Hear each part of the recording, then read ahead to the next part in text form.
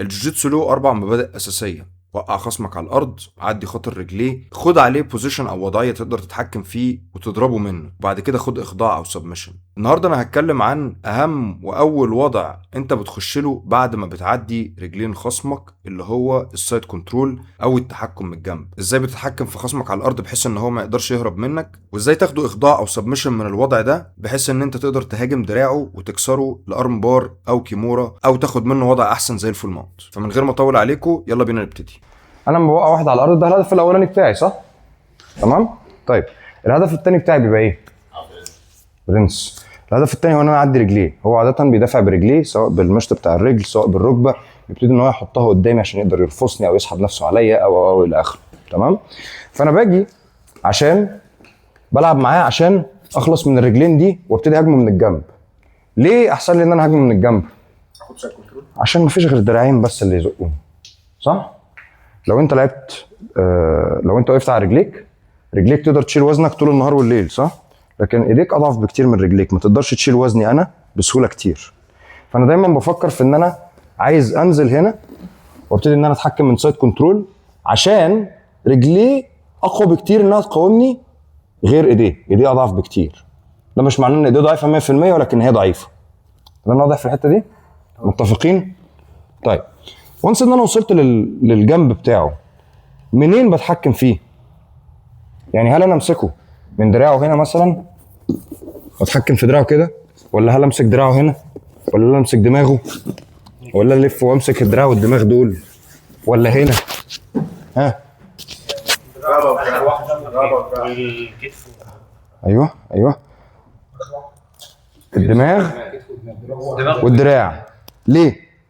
عشان لو انت فكرت كده، لو شفت الحزام الأمان بتاع العربية هتلاقيه بيعدي من عند الكتف وينزل للجزء ده من جسمك، صح؟ فده أحسن تحكم، ده اللي بيخلي جسمك ما يتنطرش لما بتخبط بالعربية، بيخليك ما تترزعش في الدركسيون قدام.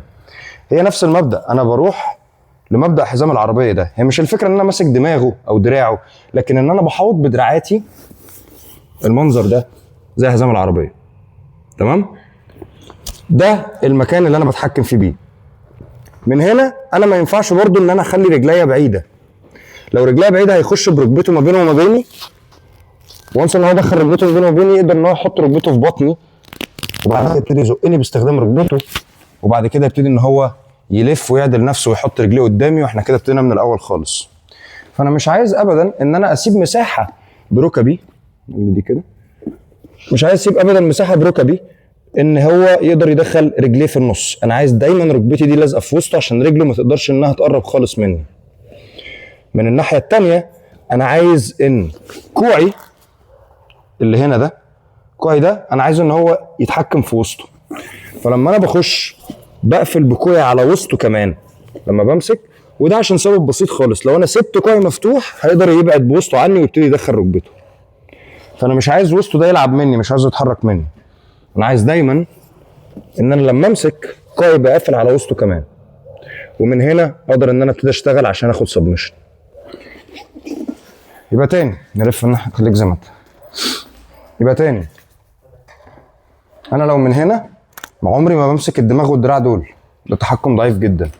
لكن انا عايز دايما ان انا اخش من تحت الدماغ من هنا ومن تحت الدراع اللي قدامي. من هنا بقفل كوعي على وسطه. لو كوعي انا مش قافل على وسطه وسايب كوعي حر هيحرك وسطه، ودي مشكله. رجع تاني.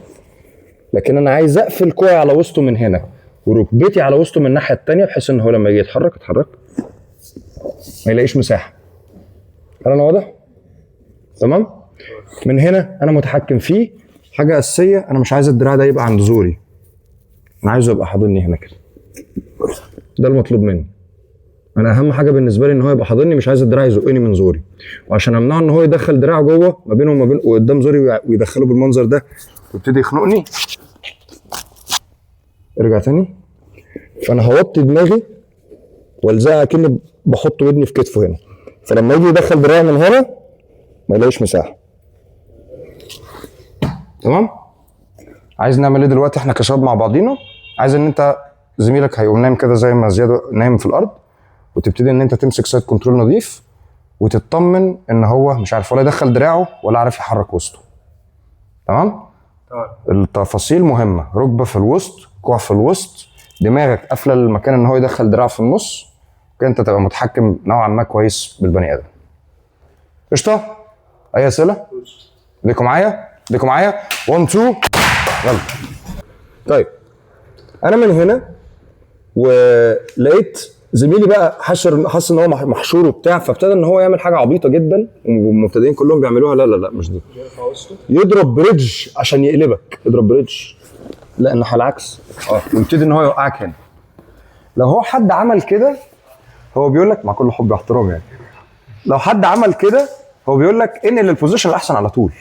لو حد ضرب بريدج، بصوا يا جماعه، عشان تضرب بريدج انت محتاج ان انت تدوس برجليك في الارض، ده معناه ان ركبك بعدت عن وسطك، ده معناه ان ال مفتوح، الماونت. اي حد بيضرب بريدج انا بستنى الجماعه الجميله اللي بتيجي تضرب بريدجات دي، عشان اول ما يضرب بريدج بقوم راجع بس بكوعي. بص رجعت تاني كده، انا ماسك هنا تمام، بص على كوعي الشمال اللي تحت دماغه ده، انا من هنا اول ما هو بيضرب بريدج كوعي ده بيقوم راجع ساندني لورا، ده بيعمل لي مسند صغير يسمح لي ان انا عادي بفضل ماسك من هنا عادي جدا، ورجلي دي تقوم راجعه لورا. شكرا جزيلا، انت سهلت لي حياتي. ده احسن ولا السايد كنترول؟ ده احسن مليون مره. تعال ارجع كده شويه، تعال هنا. شريمب تمام، بريدج لا. انا شفت بريدجات وانا قاعد بتفرج. تاني، لو انت ما سحبتش كوعك اللي تحت دماغه ده، حاسب وشك عشان ما تعصبش وشك، لو انت ما سحبتش وضرب بريدج هنا واتدلقت هتقع عادي. تمام؟ عشان ما تقعش بالمنظر ده محتاج ان انت كوعك ده اول ما هو يضرب بريدج يجي هنا يسند هنا، المنظر الجميل ده. الدراع التاني ده انا مش عايزه في السكه، انا عايز افضل حاضنه، مش عايزه لما اجي اطلع كده برجليا، لا اطلع برجليا يتوجه ناحيه رجلي هنا وانا بطلع. فانا هعمل ايه؟ اول ما هو هيرفع رجليه كده ويقوم ضارب بريدج، سندت نفسي، اخد ده في حضني على طول، ومن هنا رجلي بترجع لورا عشان تقوم معديه لفوق واقوم نازل لهنا على طول من غير اي مشكله. فانا مش بكره البريدجات خالص، بالعكس انا بتمنى ان الخصم بتاعي يعملها. فتاني، وانا شغال من هنا وقافل عمل ابتدى ان هو يعمل بريدجات، حط ايدك وعدي. واضحه؟ قول لي. هل البريدج نفسه يعني غلط ولا ممكن في تكنيك؟ البريدج نفسه غلط الا في حاله واحده، ان انت بتعمل بريدج صغنون عشان ترفع الجسم من فوقك سنه عشان تدخل ركبتك بس. لو انت بتتفرد لبره ولجوه، يعني مثلا اضرب بريدج ودخل ركبتك على طول، ده منطقي. لكن البريدج الغشيم اللي هو بيقلبك ده بيفتح الدنيا دي كلها. لو التاني لحق نفسه خلاص فتحت. فانت البريدج الغشيم قوي ده يطلقت كل مره، هيطلقت.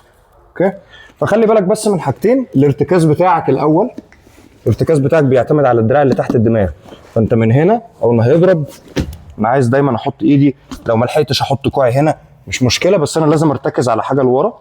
وتاني حاجه اقدر ان انا الم الدراع ده عشان ما يضايقنيش في السكه واقوم طالع برجلي على طول.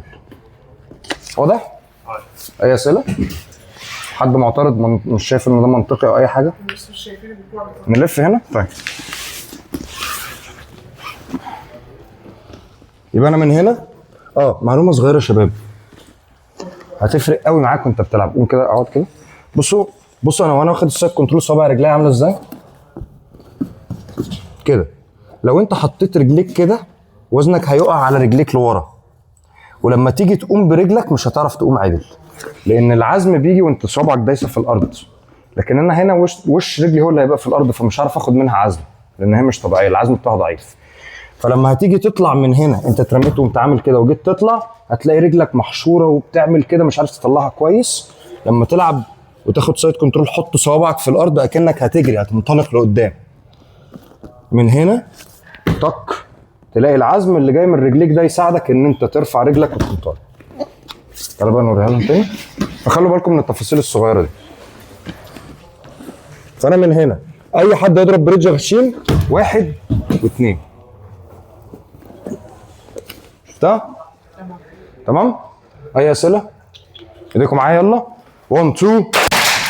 انا بقى عايز افكر، انا كده عارف نوعا ما ادافع ازاي قدام واحد لسه مبتدئ. طبعا في دفاعات تانية معقده اكتر شويه بس احنا مش عايزين نتطرق فيها دلوقتي. انا عايز اركز اكتر. تعالى كده يا مسلم. انا عايز اركز اكتر يا شباب. فانا ازاي من هنا اقدر ان انا هاجم؟ مش انا قلت انا مش عايز دراعه ده يبقى قدام زوري ويبتدي يخنقني؟ دي مشكله بالنسبه لي. تمام؟ فانا مش عايز ان هو يدخل دراعه ده، صح؟ انا ما بقدرش ان انا هاجم.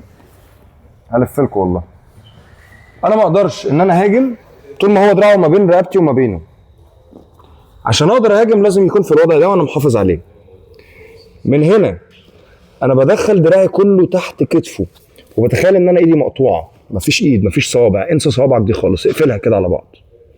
وخش من هنا تحت كتفه اقصى حاجه خالص لغايه ما كوعك يبقى حرفيا تحت كتفه بالظبط بالمنظر ده. من هنا تعمل ايه؟ من هنا رقبتي بتفضل قافله الدايره. لو انا رفعت رقبتي من هنا هيقوم مهرب دراعه في الفتحه اللي موجوده دي.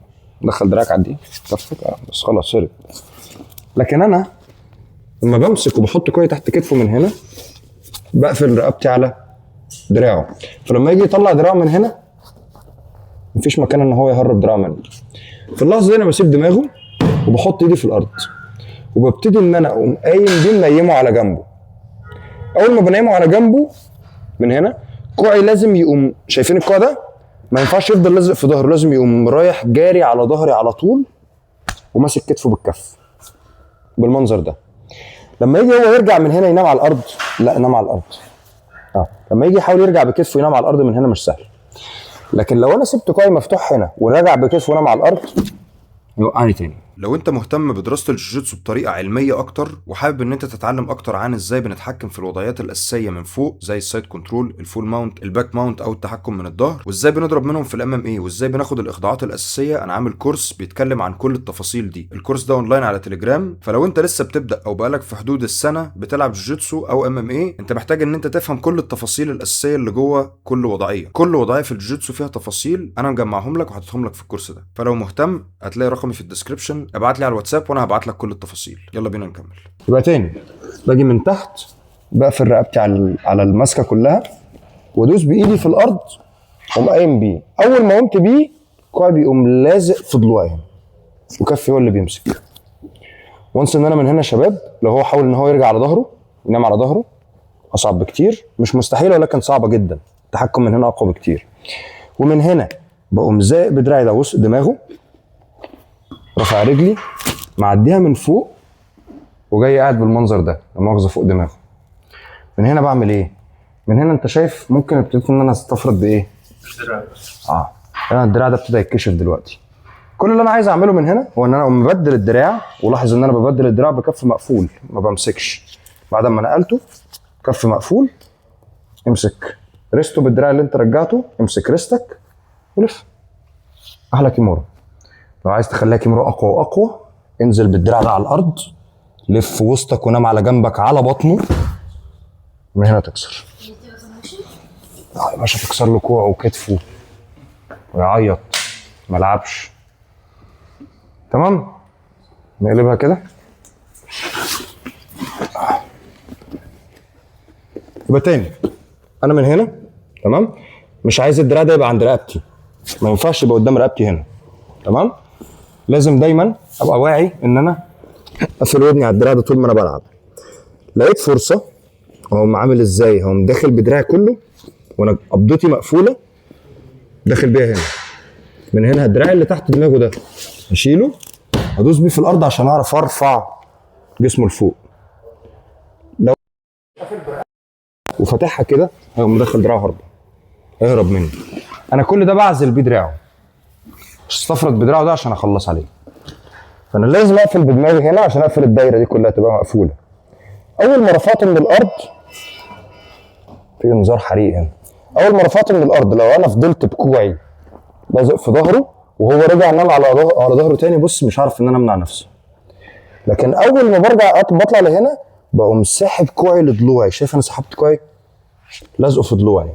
دي اقوى نقطه تمسك بيها وتخلي بيها دراعك متحكم ببني ادم. لو هو حاول يرجع من هنا صعب بكتير، اصعب بكتير. وانس ان انا هنا كل اللي انا بعمله ان انا بقوم زائد دماغه لتحت، واقف على الرجل دي، معديها، نازل بركبتي فوق دماغه من الناحيه الثانيه. من هنا هبدل الدراع ولسه برضو بقبضه مقفوله، امسك الريست وامسك الريست بتاعي، 1 في 2. من هنا تقدر تلف وتكسر على طول، بس مش احسن حاجه لان هو ممكن يفلفص فيها شويه. انا بعمل كده هو يبتدي ان هو يرجع البوست لورا وبتاع، قصه زرقاء، ارجع تاني مكانك. لكن الاحسن والاحسن هو ان انا اقوم نازل بكعاني الاثنين على الارض بالمنظر ده، نايم بجنبي على بطنه، وابتدي حتى لو هو فارد دراعه 100% اقدر ان انا اكسر. بقدر اكسر ازاي؟ بان انا ارفع كويس كده. من نفس الماسكه دي تقدر ان انت تاخد حاجه تانية زي الارم بار. يعني انا من هنا وعديت عملت كده ومسكت كده، اقدر ان انا اقلب الارم بار من هنا وابتدي ان انا اشتغل على الارم بار عادي. فالماسكه دي فيها كل خير، بس لازم عشان توصل لها تبقى فاهم انت بتعمل ايه.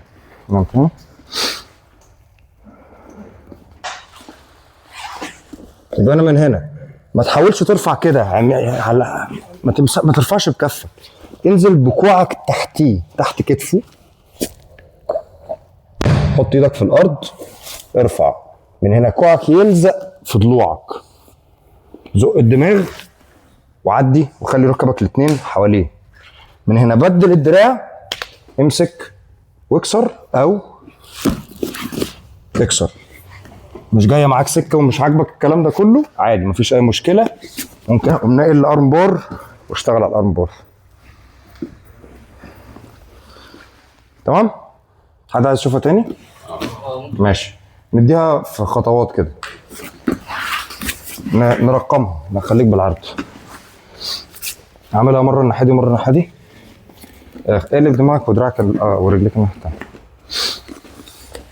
يبقى انا جيت من هنا، 1 خش بكوعك تحتيه واقفل الدايره، 2 دوس في الارض وارفع، 3 اسحب كوعك، 4 زق في وشه وعدي، 5 بدل الدراع، و6 اشتغل.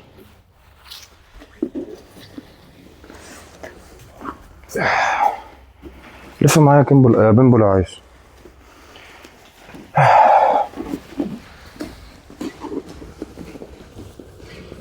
تاني من هنا، 1 لازم اخش بكوعي تحت الدراع، لازم اخش بكوعي تحت الدراع. لو انا حاولت اقوم من هنا على طول هبقى ضعيف جدا، العزم وهو كوعي تحتيه اقوى بكتير. انا وصلت لهنا وقفلت الدايره، ده 1 2 3 كوعي لازق في ضلوعي، ما تنساهاش، لو كوعي مفتوح هقع، هبوظ الدنيا، هرجع للنقطه رقم 2 تاني. 3 اول ما برفع بقوم عامل كده، لازق كوعي في ضلوعي. 4 5 بدل الدراع، 6 اكسر. في الغالب انتوا بتتلخبطوا في الماسكه دي صح؟ من هنا بمسك الريست بصباعي ده كده موجود، او بصباعي كده عادي مفيش مشكله، بمسك دراعي انا، ومن هنا تقدر تكسر او تقدر تخش على ارم بار بالماسكه دي بنسميها فيجر 4. ومن هنا اقدر ان انا اخش واكسر دراعي. قشطه ولا ايه؟ في الطبيعي بصوا يا جماعه، ما تتوقعوش ان انت هتخش على التكنيك ده بالذات وتعمله كده بسهوله، هو مش سهل، وهتفضل تحاول فيه شويه وهتحس ان انت مش فاهم حاجه في الاخر برضه. طبيعي، الحته دي كلها تفاصيل، بس افهم ان ده الاسلوب اللي احنا بنهاجم بيه، احسن اسلوب تهاجم بيه من السايد كنترول. تمام؟ فعادي انت لسه في الاول بتتعلم تستخدم بس البوزيشن ازاي، يبقى عندك توجيهات. لما بعزل الدراع ده باخد سبمشن، بس مش شرط ان انت تتقنها، لان انا خدت وقت طويل على بال ما اتقنت الحاجات دي. فعادي. قشطه؟ اي اسئله؟ ايديكم معايا؟ 1 2 شكرا.